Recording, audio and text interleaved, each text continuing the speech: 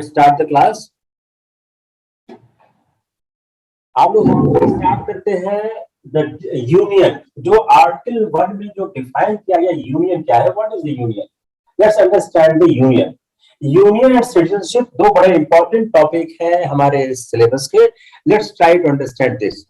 तो पहली एक बड़े इंटरेस्टिंग पार्ट क्या है कि जो हमारा नेम क्या है और हमारे टेरिटरी का, what is the name and territory. Union लिखा गया है। If you see the Constitution, you can open the Constitution, you will find a help.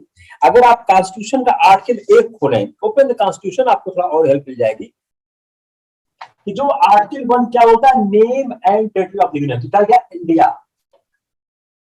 Bharat, state. ये कहा स्पेसिफाइड फर्स्ट शेड्यूल में। तो दूसरा सवाल क्या है, दूसरा इशू क्या हो गया, the states and territories shall be as specified in the first schedule. जो टेरिटरी ऑफ इंडिया है इसमें क्या क्या कंप्राइज करता है, territories of the state, union territories specified in the first schedule and such other territories as may be acquired. अब इसको बनाइए प्रीलिम्स का सवाल ABCD करके। Just try to make the question कि हमारा जो यूनियन है उसमें क्या क्या कंप्राइज करता है। तो एक क्या हो गया, यूनियन ऑफ स्टेट्स। जो हमारा यूनियन ऑफ स्टेट्स है, जो हमारा भारत है, इसको ऐसे भी शुरू कि भारत में, इंडिया में। यहाँ पे 3 शब्द है। If you see the 3 words here, India, Bharat, Union of States. The 3 words they have used for the union. जो नेम है India, that is Bharat, union of states. अब इसके बाद जो 2 ये चल रहा है, ये क्या है, यह डिफाइन कर रहा है कि हमारा भारत, इंडिया, यूनियन स्टेट्स क्या क्या होगा। एक क्या हो गया, स्टेट्स फर्स्ट शेड्यूल। जो हमारी टेरिटरी है क्या है, उसमें स्टेट्स है, यूटी है एंड अदर टेरिटरीज। यही आपका सवाल आगे गलत होगा। You may go wrong only here because you may ignore this. अगर मान लीजिए कल भारत पाक ऑक्युपाइड कश्मीर को प्राप्त कर ले तो क्या होगा, वो जो पाकिस्तान का कोई क्षेत्र भारत में आ जाए तो क्या होगा, यूनियन का पार्ट होगा। सिक्किम का एग्जाम्पल आएगा। I explain you the Sikkim, got it. जो आर्टिकल 2 है क्या बोलता है, न्यू स्टेट्स का एडमिशन कौन करेगा, पार्लियामेंट।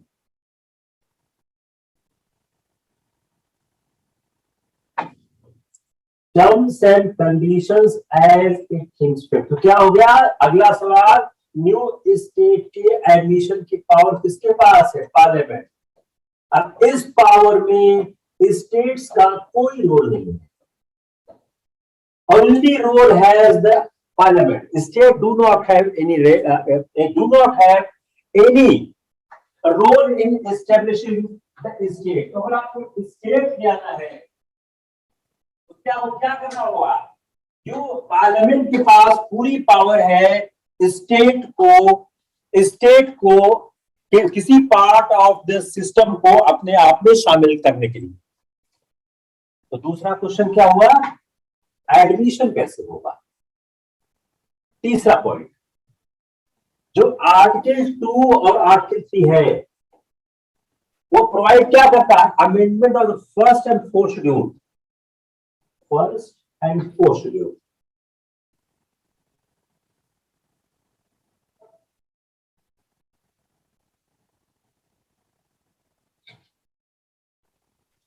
जो आर्टिकल 4 क्या बोलता है, laws made under article 2 and 3 to provide for the amendment of first and fourth schedule and supplemental, incidental and consequential matters. See article 4, read article 4 for a moment. कि जो article 4 है वह बात क्या करता है कि जो आर्टिकल 2 और 3 के लॉज के बारे में बात करता है। अब कोई जो लॉ प्रिफर्ड है आर्टिकल 2 and 3 में, shall contain such provisions of amendment of first schedule and fourth schedule as may necessary give effective provision of law and may also contain such supplemental, incidental and consequential provisions, including provision as to representation of parliament in the legislature or legislature of state or of law as parliament may deem necessary. जहां समझा जो बताइएगा कि जो कोई भी article 2 और 3 के संबंध में कानून बनाना है वह कौन बनाएगा? पार्लियामेंट। तीसरा, आर्टिकल 368 के तहत इसको संविधान का अमेंडमेंट नहीं माना जाएगा। ये क्या बोल रहा है कि बहुत बड़ी पावर केंद्र के पास है। Centre has the huge power.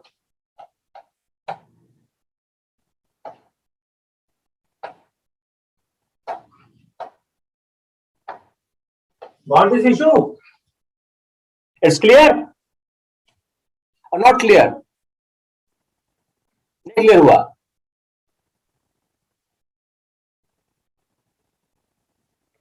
क्या क्लियर हुआ? चलिए बताइए क्या क्लियर हुआ? क्या क्लियर हुआ बताइए। सेंटर के पास एक पावर है, पार्लियामेंट के पास एक पावर है इस यूनियन के अंदर स्टेट के बारे में डिफिनेशंस को लेके। तो कोई लॉ जो आर्टिकल 2 और 3 से संबंधित है, आर्टिकल 2 और 3 क्या है? आर्टिकल 2 है एडमिशन ऑफ न्यू स्टेट और आर्टिकल 3 फॉर्मेशन। आर्टिकल 2 क्या है?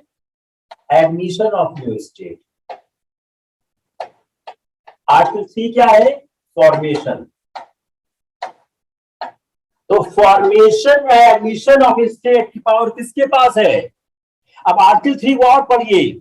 फॉर्मेशन है, अल्टरेशन है, आप पढ़िए। Formation, alteration.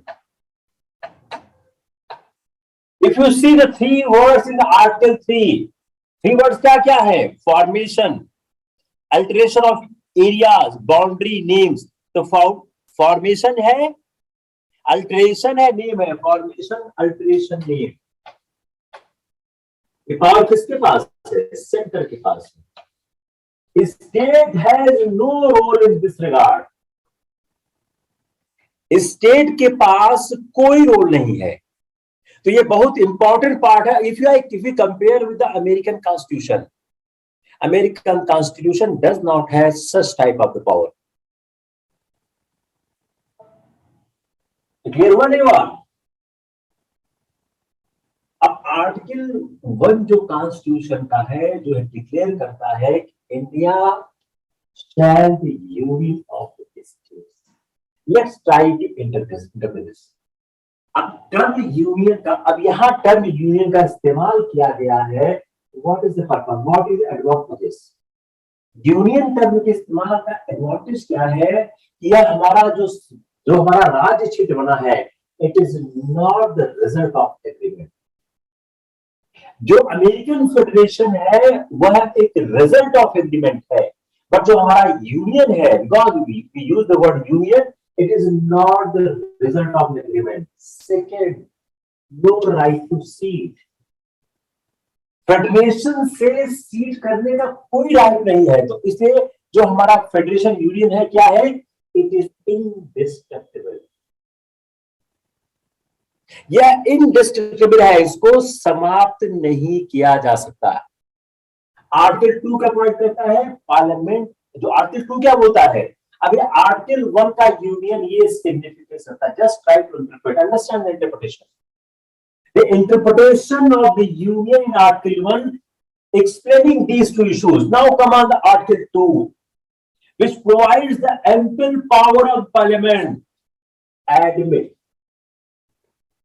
establish terms and conditions. Article 2 parliament को पावर देता है कि बाय लॉ यह यूनियन में एडमिट कर सकता है, न्यू स्टेट को एस्टेब्लिश कर सकता है जिस भी टर्म्स एंड कंडीशन पर वह कहना चाहे। So it is given the absolute power of the parliament in which the state legislature has no role at all. Article जो 2 है यह पार्लियामेंट को कौन सी दो इंपॉर्टेंट पावर दे रहा है? First, admit. Second, establish. Admit new states and establish new states. Just try to understand these two concepts very clearly. जो पहला कॉन्सेप्ट है admit new states in the union, ये क्या रिफर करता है? एडमिशन ऑफ द स्टेट्स, कौन से? Which are duly formed and established, जो भारत में ऑलरेडी है। दूसरा क्या बोलता है? जो भारत में नहीं है। थोड़ा ध्यान से सुनिए इसको, ध्यान से देखिए इसको, जस्ट अंडरस्टैंड दिस इंटरप्रिटेशन कि हमने दो शब्दों का इस्तेमाल किया है। पहला एडमिट इनटू द यूनियन, दूसरा एस्टैब्लिश न्यू स्टेट्स। जो फर्स्ट है इशू ये दिस वन, यह बात करता है किसकी? जो हमारे पास क्षेत्र ऑलरेडी है। दूसरा क्या बात करता है? दूसरा बात करता है हम नई एरिया को अंदर ला सकते हैं जो हमारे जो एग्जिस्टेंस में नहीं है। Yes, who raise the hands? Any issue? Yes, tell me. Who is hand raised? Yeah. Okay. What's problem? बस सिंपल कॉन्सेप्ट है, जस्ट ट्राई टू कंसंट्रेट, इसमें कोई बड़ी इशू नहीं है। जस्ट आप थोड़ा सा ध्यान दें, एकदम समझ आ जाएगा। तो जो दूसरा इशू है, जो दो है, एक बात करता है एडमिशन, बात करता है existing territory in the India. Establish क्या बात करता है? जो इंडिया के अंदर नहीं है। अब जो एडमिशन और एस्टैब्लिशमेंट है, एडमिशन और एस्टैब्लिशमेंट जो न्यू स्टेट का है, वह उस कंडीशन को होगा जो पार्लियामेंट ठीक समझती है। क्या है? यहां हमारा कॉन्स्टिट्यूशन प्रेफर कर रहा है अमेरिका और ऑस्ट्रेलिया के कॉन्स्टिट्यूशन से। इसमें इक्वलिटी ऑफ स्टेट एक्सेप्ट किया गया है। अमेरिका के कॉन्स्टिट्यूशन ने हर राज्य को इक्वल रिप्रेजेंटेशन दिया है सीनेट में, ऐसा भारत में नहीं है।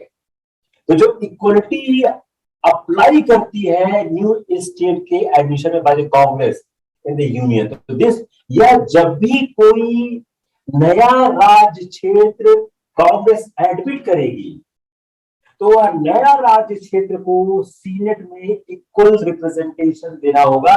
भारत में ऐसा नहीं है। दूसरा, अमेरिकी कॉन्स्टिट्यूशन में बाउंड्रीज का एडजस्टमेंट, रीएडजस्टमेंट नहीं हो सकता है without the consent of the legislature of the states as well as of congress. याद रखिए, दोनों यही सवालों के ट्रिक आते हैं। यस, जो स्टेट ऑलरेडी है वो फर्स्ट शेड्यूल में है, लेकिन उस स्टेट के बारे में कोई भी परिवर्तन पार्लियामेंट कर सकती है, राज्य के सहमति की आवश्यकता नहीं है।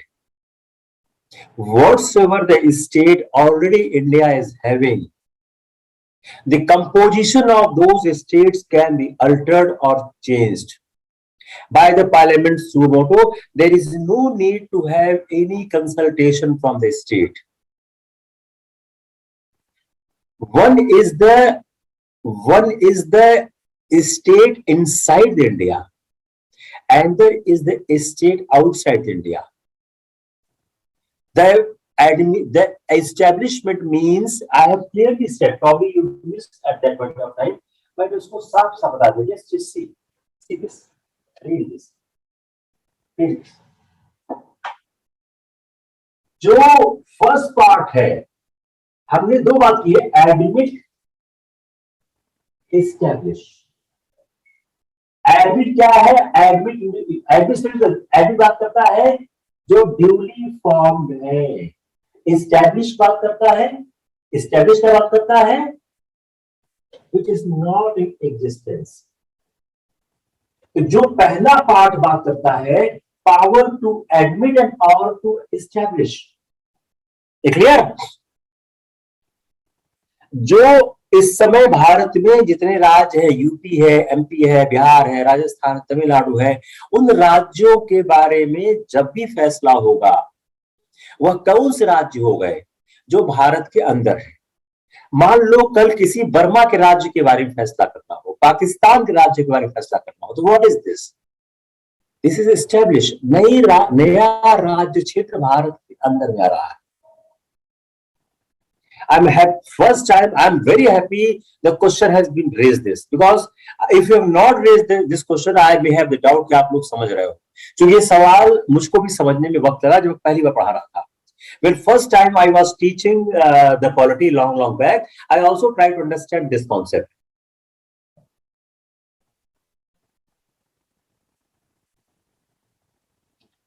आर्टिकल 2 में दो शब्द है, एडमिशन एंड इस्टेब्लिशमेंट। एडमिशन क्या है? वह इनसाइड टेरिटरी की बात करता है।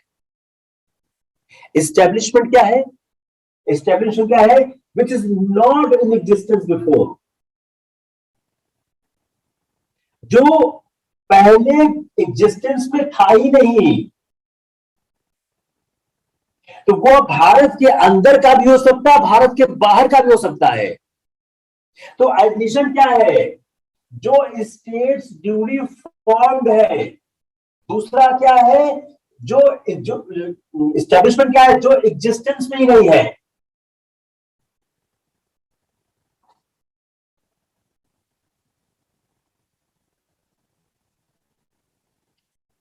Got it?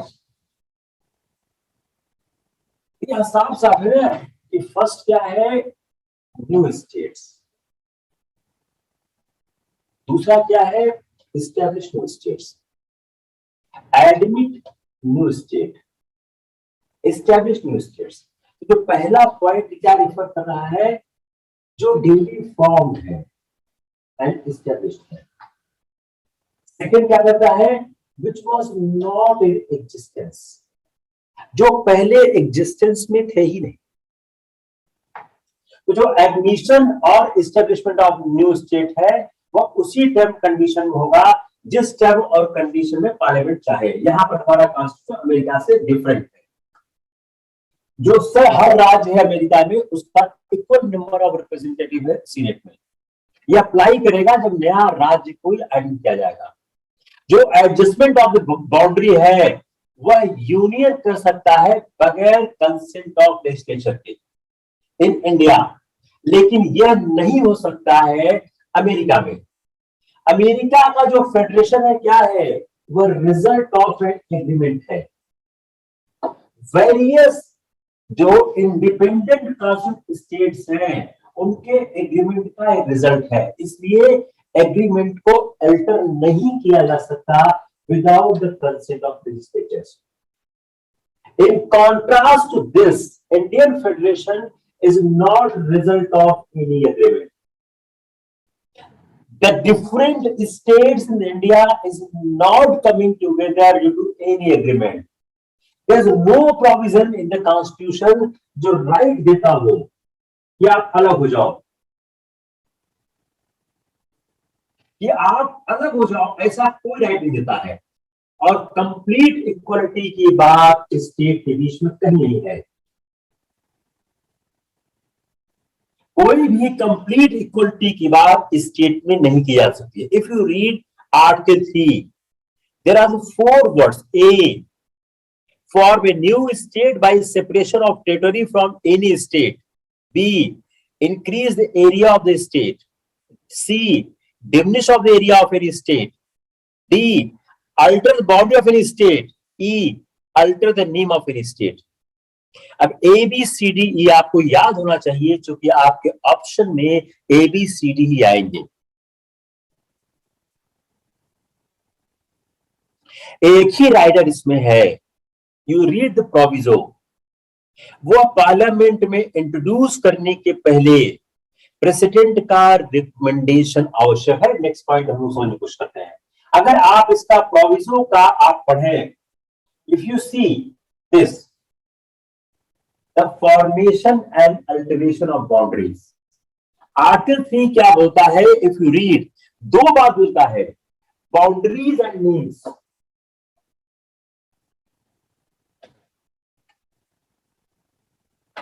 Article 3 speaking only two things, boundary and names, जो एग्जिस्टिंग, बाउंड्री नेम्स एग्जिस्टिंग।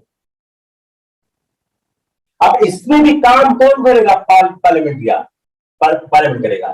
तो किसी भी न्यू स्टेट को बना सकती है, स्टेट की एरिया को इंक्रीज कर सकती है, डिमिनिश कर सकती है, बाउंड्री अल्टर कर सकती है, नेम अल्टर कर सकती है। अब इसी को हम ABCD में कर दें, सवाल गलत हो जाएगा अगर आपने इसको ठीक से नहीं पढ़ा है तो। अगर सवाल नहीं पढ़ा है तो गलत। अगर साक्षी स्पेशल अगर स्पेशल मेजॉरिटी चाहिए, वो साफ साफ लिखा होता है। if there is no mention of majority, meaning thereby it can be done by a simple majority। अब इसमें ड्राइवर क्या है कि जब इस तरह का कोई बिल आप प्रोड्यूस करोगे आइदर हाउस पार्लियामेंट में, प्रेसिडेंट के रिकमेंडेशन की आवश्यकता है। This is the first condition. और जहां पर कोई ऐसा बिल पास करो जो एरिया, बाउंड्री या नेम को इफेक्ट करता है, जो बिल प्रेसिडेंट भेजेगा, जो रिफर प्रेसिडेंट, उसमें उस लेजिस्लेचर के स्टेट का व्यू चाहिए, एक्सप्रेसिंग व्यूज चाहिए, सिर्फ व्यूज चाहिए, कोई उनका संशोधन नहीं चाहिए। आप जस्ट समझने की कोशिश करिए, एक्सप्रेसिंग इट्स व्यूज। वह व्यू एक सीमा में, सच पीरियड में प्राप्त, जो पीरियड राष्ट्रपति दे। अगर आप जो हमारे सिर्फ सर्कल्स पार्ट पढ़िए, आपको तो क्लियर हो जाएगा कि अगर आप इसको ठीक से नहीं समझोगे, सवाल बहुत ट्रिकी हो जाएगा। पहली बात तो what are the article 3 requirements? Formation, और तीन चीज क्या है? Boundary, names and of existing states. अब पार्लियामेंट कर क्या सकता है? एक नया स्टेट बना सकता है, एक स्टेट की बाउंड्री को सेपरेट करके। वह उस स्टेट की बाउंड्री को, एरिया को इंक्रीज कर सकता है, उस स्टेट के एरिया को डिक्रीज कर सकता है, डिमिनिश कर सकता है, बाउंड्री अल्टर कर सकता है और नेम चेंज कर सकता है। इसको करने के लिए पार्लियामेंट के पास पूरी पावर है। Now till here there is no requirement of any state legislation. Now come on the proviso part. If this bill is going to be presented, if this bill is going to be, आकाश चाहे जो बनाओ, आप तेलंगाना बनाओ, आप उत्तराखंड बनाओ, आप जो बनाओ, इसी क्राइटेरिया से जाओगे। देखो, आप लोग कॉन्सेप्ट और फिलॉसफी समझने की कोशिश करो। आप चाहे जो करोगे यही करोगे, तेलंगाना बनाओ चाहे जो बनाओ, चाहे जो बना होगा, इस प्रक्रिया के अलावा दूसरी प्रक्रिया हो ही नहीं सकती है। तो जो बिल इसका प्रपोज किया जाएगा वो बगैर प्रेसिडेंट के रिकमेंडेशन के नहीं होगा। प्रेसिडेंट उस रिकमेंडेशन के करने के पहले वह व्यू लेगा। आप ध्यान दिया, एक्सप्रेसिंग इट व्यूज। इस व्यू से प्रेसिडेंट बाउंड नहीं होगा और वह व्यू एक समय सीमा के अंदर देना होगा। और जो ये मेंशन किया गया है, इसमें यूनियन टेरिटरी भी शामिल है। जो क्लॉज 8 में है, state includes A union territory, but in the proviso state does not include A union territory. Just समझने की कोशिश करिए, जस्ट ट्राई टू सी। हमेशा सवाल ऐसे ही पॉइंट्स पे आते, जस्ट ट्राई टू सी। जिसको समझ में आए जरूर बोलना मेरे को। Because the Kashmir issue has been taken place 2 years back, this question is very much in the news because every time this issue is being raised. कोई ऐसा है जिसको समझ में नहीं आया है? Let's start from the judiciary aspirant.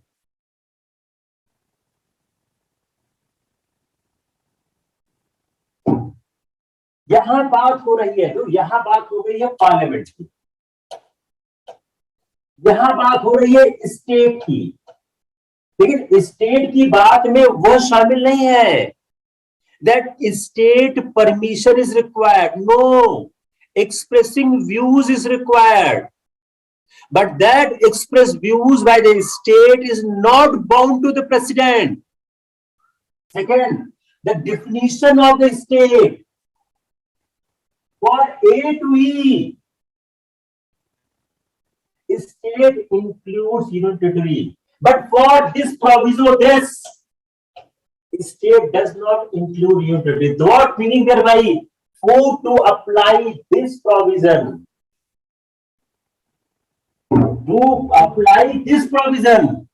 or you cannot or not apply this provision to union territory. This provision can be applied only to the state. Suppose you want to change a union territory for these A to E, this proviso is not applicable.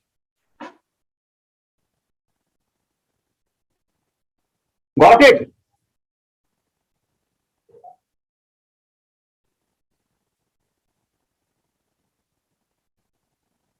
Explanation number क्या बोलता है कि जो clause A to ई है उसमें जो state की परिभाषा है, जो डिफिनीशन ऑफ स्टेट है, उसमें यूनियन टेरिटरी शामिल है.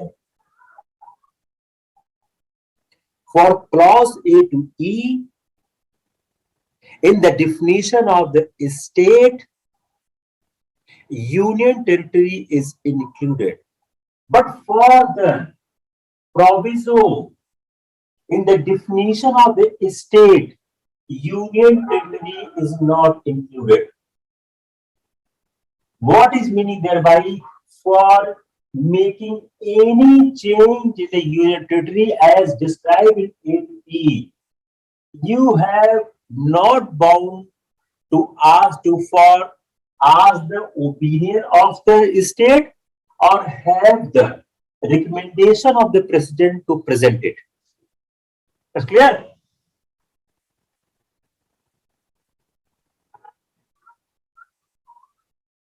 किसको क्लियर नहीं हुआ? आप थोड़ा सा एक्ट करो ना, ऐसा करो फॉर द नेक्स्ट 2 minutes आप सिर्फ जरा बैक करो. Just read Article 3. You all read Article 3 for a few minutes. Just 2 minutes. You forget everything. Just try to read Article 3 for the 2 minutes. Everything will be crystal clear. Because after my explanation, ऐसे शायद clear ना हो, लेकिन explanation करने के बाद, explain करने के बाद, वो क्लियर हो जाएगा. Just read it. एकदम क्लियर हो जाएगा. शायद पहले नहीं हो रहा हो, अब हो जाएगा. अगर किसी को अभी नहीं हो रहा है, जस्ट टेल मी.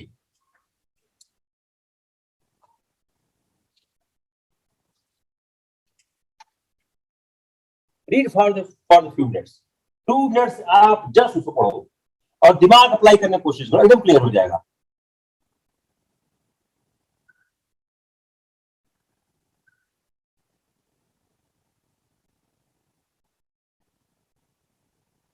बताओ.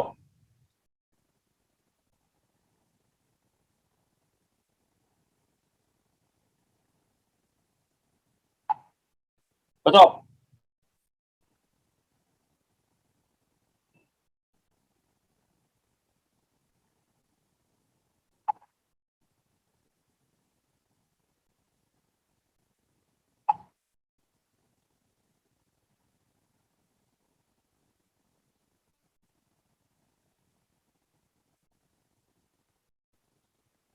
ऐसा सिद्धांत आप जरा से आप इसको आर्टिकल को पढ़ो एक बार.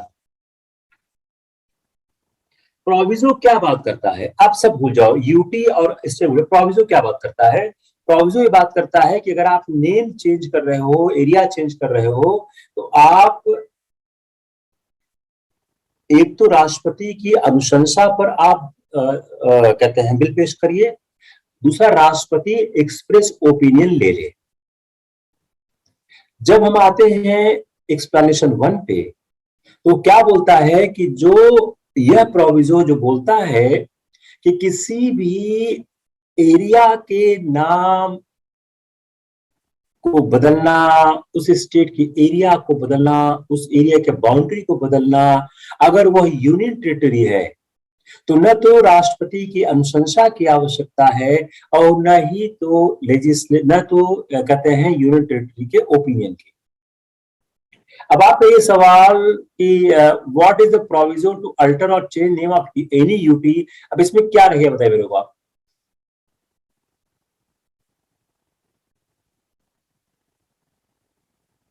इतना स्लो अगर आप लोग समझोगे तो सिलेबस ही कभी खत्म नहीं होगा। जरा फास्ट समझने की कोशिश करो। निर्मल क्या ओपिनियन बताए मेरे को आप।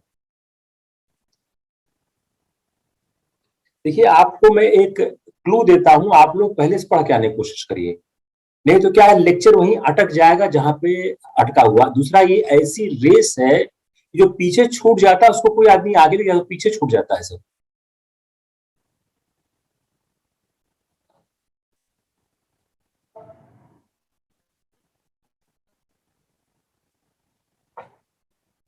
अब आते हैं थोड़ा इसको हम और एक्सप्लेन करने की कोशिश करते हैं।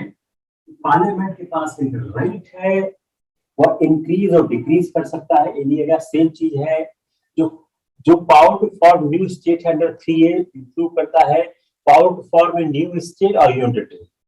तो अपने एरिया को यूनाइट करके आर्टिकल 3 का क्लॉज 8 में है वह इंक्लूड करता है यूनियन टेरिटरी आल्सो।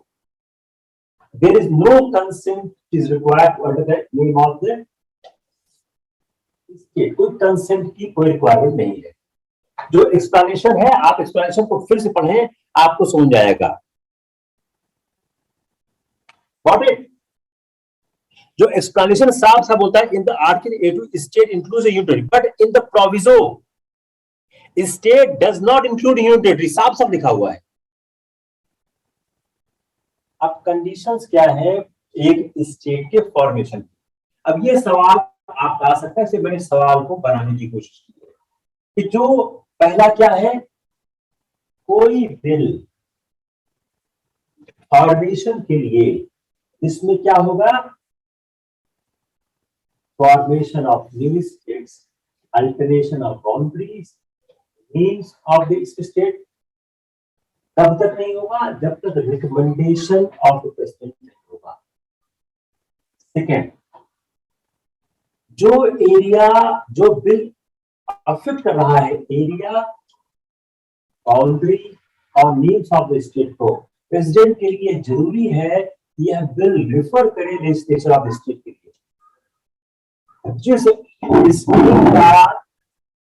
जिस स्टेट को अफेक्ट किया जा रहा है उसको रिफर किया जाए और उसका एक्सप्रेस व्यू लिया जाए एक टाइम पीरियड के बीच में।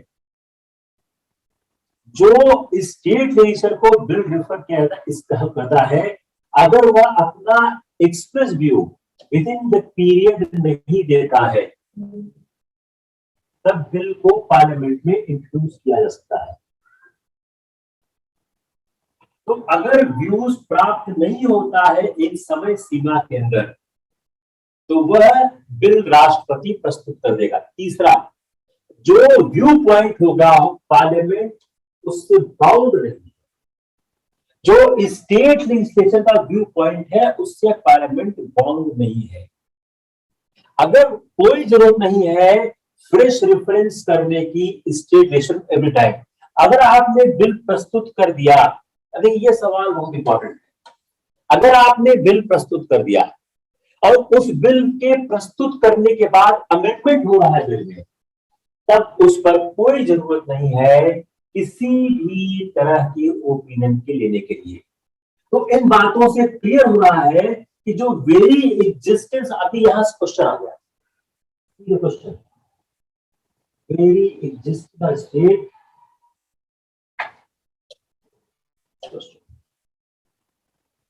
अब इस क्वेश्चन के लिखने में अगर आपने आर्टिकल 3 और प्रोविजो नहीं लिखा मार्क्स नहीं मिलने वाला है। और इस बात की संभावना बहुत ज्यादा नहीं होती है कि प्रोविजो आपको इतना स्पष्ट हो। तो अगर इसको लिखना है तो आपको यह करना ही या को करना ही होगा।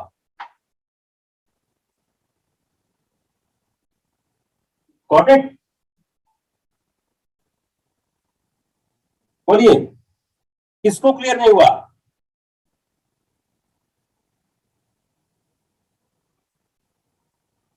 बोले।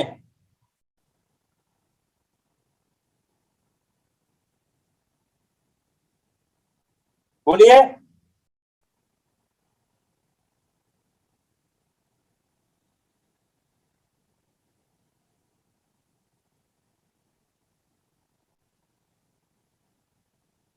बोले भाई।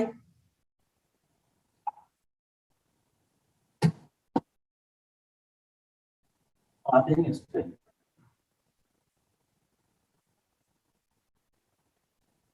आर्टिकल 3C अगर आप देखें, ये आर्टिकल 3C, जो आर्टिकल 3C है वह क्या बोलता है? पार्लियामेंट बाय लॉ इंक्रीज और diminish the area of any state.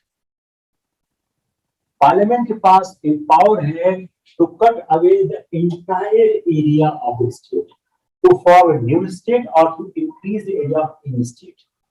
तो जो पावर टू डिमिनिश है इसको हम समझने की कोशिश करते हैं कि जो पावर टू डिमिनिश है, जो पावर टू डिमिनिश है या पावर टू डिमिनिश क्या बताता है? इसका मतलब क्या है? पावर टू सीड भी है टू फॉरेन स्टेट। ये फिर सवाल हो गया कि जो पावर टू डिमिनिश है क्या इसमें शामिल है पावर टू सीड? तो कोर्ट का ये रूलिंग आ चुका है कि जो ट्रांसफर एग्रीमेंट ऑफ सिस्टम है of territory was outside the scope of parliamentary legislation. ध्यान दीजिएगा। तो power of parliament article 3 to diminish the area of any state does not cover the ceding of Indian territory to foreign state। आप article 3 के तहत किसी भी राज्य सीमा को विदेश को नहीं दे सकते हैं। तो पार्लियामेंट की जो पावर है आर्टिकल 3 में to make law implement any agreement intern to government of foreign state ceding Indian territory, यह लिमिट करती है। यह जो सेट एग्रीमेंट है वो only be implement by amendment of the constitution in accordance with article 368। Article जो 3 है वह डील कर रहा है internal readjustment of the territories को। जो एरिया डिमिनिश्ड है under article 3C continue to be part of the territory of India. जो आप एरिया डिमिनिश कर रहे हो वह इंडियन पार्लियामेंट, इंडियन टेरिटरी का पार्ट होता है। तो एक बात क्या हो गई कि जो हमारा संविधान का अनुच्छेद 3 है यह इस बात की इजाजत नहीं देता है कि कोई राज्य क्षेत्र पार्लियामेंट भारत की सीमा के बाहर कर दे। It's clear? अगर वो करना है तो आपको आर्टिकल 368 का सहारा लेना होगा। तो जो आर्टिकल 3C है यह प्रोवाइड नहीं करता है system of the Indian territory to a foreign state. तो अगर कोई ऐसा एग्रीमेंट इन्वॉल्व होता है जिसमें एक टेरिटरी फॉरेन स्टेट रह जाती है तो आर्टिकल 3 के सिंपल रेजोल्यूशन से पास नहीं होगा। इसके लिए आपको कॉन्स्टिट्यूशन का 368 अप्लाई करना पड़ेगा। लेकिन इसका मतलब ये नहीं है कि there is no power to acquire और सी टेरिटरी। जो power to acquire and cede territory है ये सोवरेनिटी का पार्ट है और स्टेट के पास पावर है to acquire and cede territory both under international law and according to clear bill. यहां तो क्लियर होगा तो आगे चलें। I have rarely found an aspirant, चाहे वो लॉ के हों या जीएस के हों, उनके पास ये पार्ट इतना क्लियर हुआ। आई हैव रेयरली फाउंड जो इसमें जुडिशरी का एस्पायरेंट है, आई थिंक उनको भी इतना क्लियर नहीं होगा, क्योंकि पार्ट थोड़ा कॉम्प्लिकेटेड है। इस पार्ट को समझने के लिए आपको डिटेल स्टडी करनी पड़ती है।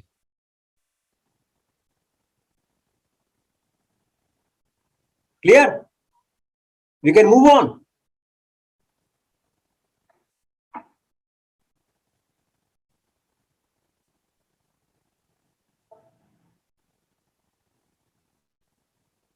ये आपका कंप्लीट हो गया द यूनियन, सीडिंग, टेरिटरी। मेरे ख्याल से कोई इसमें डाउट हो तो आप पूछे, otherwise I will move on the citizenship. Citizenship, नागरिकता क्या है? देखिए, हमने इसको सिंप्लीफाई करने की कोशिश की है। नागरिकता को समझने की आवश्यकता क्यों है? क्योंकि हमको फंडामेंटल राइट में पता लगता है कि फंडामेंटल राइट का कुछ पार्ट है जो सिटीजन्स को मिलता है, कुछ मिलता है इलीगल से। तो पहला एक डिफरेंस क्या है कि कौन सा फंडामेंटल राइट सिटीजन्स को है और कौन सा फंडामेंटल राइट नॉन सिटीजन्स को है। कुछ ऐसे ऑफिसेज हैं जो सिर्फ सिटीजन्स को मिलते हैं, वो नॉन सिटीजन्स को प्राप्त नहीं होते। आप लिस्ट याद करिएगा, article 58A 1A, article 66(3)A, article 142(3), article 271(2), article 76(2), article 157, article 165। ये आर्टिकल क्या बोलते हैं कि ऐसे पोस्ट है जो सिर्फ सिटीजन को मिलते हैं। प्रेसिडेंट है, वाइस प्रेसिडेंट है, जज है सुप्रीम कोर्ट का, हाई कोर्ट का, अटॉर्नी जनरल है, गवर्नर ऑफ स्टेट है, एडवोकेट जनरल है। इसमें आप बड़ा इंटरेस्टिंगली पाएंगे कि शायद इसमें प्राइम मिनिस्टर का या चीफ मिनिस्टर का नाम नहीं आ रहा। क्या आ रहा? सी, अगर आप प्राइम मिनिस्टर और चीफ मिनिस्टर को आप देखें तो किसको प्राप्त हो रहा है वो? 58A वाइस प्रेसिडेंट, जज supreme court. You just see the prime minister किस किस किस आर्टिकल में है बताइए? 74 काउंसिल ऑफ मिनिस्टर।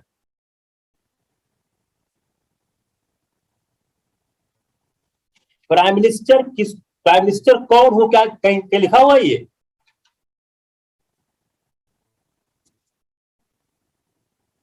बताइए, प्राइम मिनिस्टर कौन हो? कहीं लिखा हुआ ये? सर्च इट, आप सर्च करिएगा। मैं आपको तो लूज दे रहा हूं कि क्या इनके अलावा कोई और ऐसा है जिसको कि आप देखिए। ये गवर्न कहां से हो रहा है?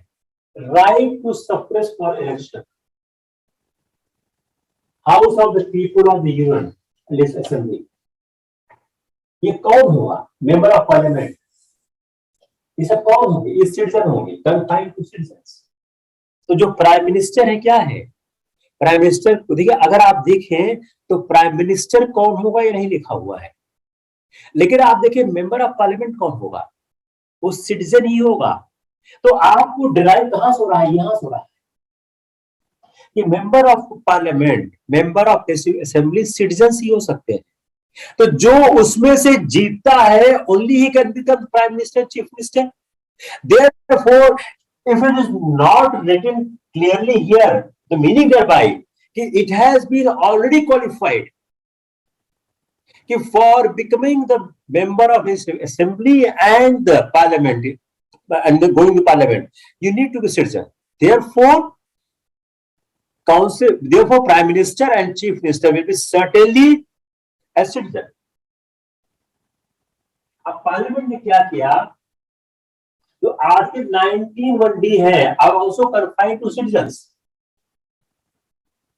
जो पार्लियामेंट है उसने इलेक्ट किया सिटीजनशिप एक्ट, उसने एलिजिबल प्रोविजन बनाया for acquiring, acquisition and termination of citizenship.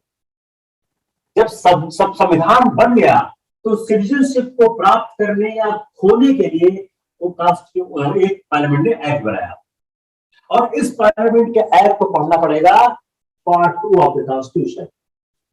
The provision of this act are to be in the Part 2 of the Constitution. जो कंप्लीट पिक्चर प्राप्त करनी है सिटीजनशिप। तो आर्टिकल 528 ऑफ द कॉन्स्टिट्यूशन बात करता है following person became citizen of India at the commencement of the constitution. जब commencement आरंभ हुआ उस समय, जैसे कॉन्स्टिट्यूशन आया, उसमें कौन कौन से लोग सिटीजन हो गए? Born, domicile, irrespective of the nationality, जो है बॉर्न हो गए या डोमिसाइल हो गए, irrespective of the nationality of the parents. आप पढ़िए 5 domiciled in the country, in the territory, either whose parents was born of India, irrespective of nationality of his parents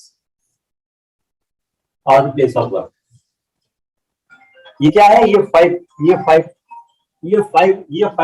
5(2) में है।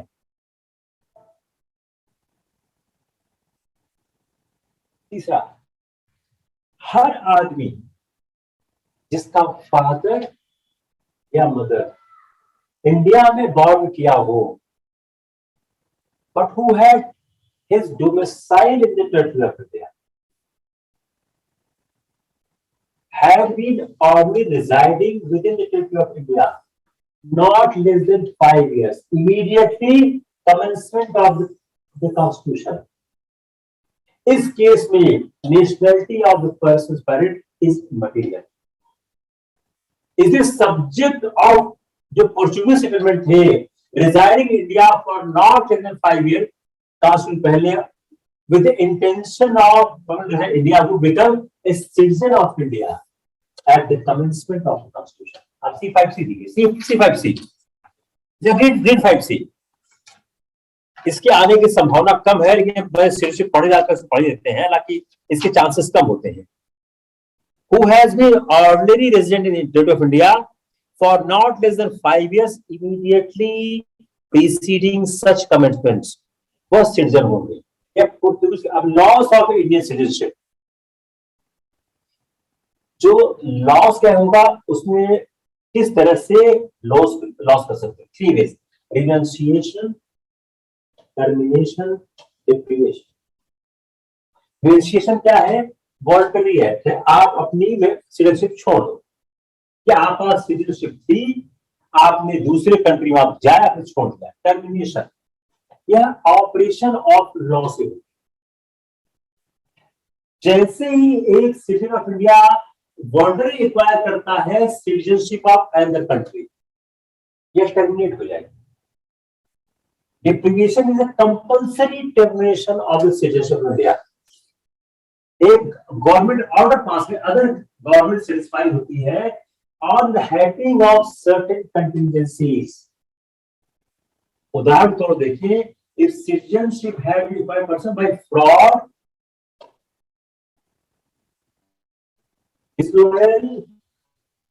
करके, या तो उसने सिटीजनशिप को फ्रॉड से प्राप्त किया हो, या भारत के संविधान के प्रति वो डिसलॉयल हो, उसकी सिटीजनशिप से उसको डिप्राइव कर दिया। एक बड़ा अच्छा सवाल यहां बनता है कि कौन कौन से तरीके हैं सिटीजनशिप को प्राप्त करने या खोने के? तो रिनंसिएशन, टर्मिनेशन, डिप्रीवेशन, इसको आप याद कर लीजिएगा।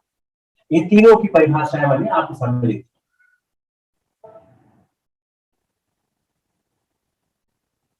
कौन कौन तरह से सिटीजनशिप ग्रांट होती है? अब पार्लियामेंट ने अपनी पावर को एक्सरसाइज करके under article 11 of the constitution उसने एक एक्ट पास किया, सिटीजनशिप एक्ट 1955। उन्होंने इस बात को उसमें लिख दिया कि एक्विजिशन और टर्मिनेशन ऑफ सिटीजनशिप कैसे होती है, कॉन्स्टिट्यूशन के कमेंसमेंट के पश्चात। तो citizenship of India card holder, इसका मतलब क्या हो गया कि a person registered as an overseas citizen of India, India card holder छूट गया, holder by the central government under section 7A। Citizenship by birth, हर आदमी जो इंडिया में बॉर्न होगा after 26 January 1950 but before 1 July 1987, वह सिटीजनशिप को प्राप्त करेगा। Be of office but before the commencement of the citizenship act subject to certain eligibility of parents citizenship. Citizenship by descendant section 4 बात करता है कि a person born outside India shall be a citizen by descent on or after 36/27/1950. इतना important नहीं है ये। Citizenship by registration, by naturalization and by incorporation of the territory. I think citizenship has been done. Yeah. Is your citizenship and the union has been done. If you want to have more lecture, I can start again the next topic. If it's enough for the day, I can stop it. Take a decision.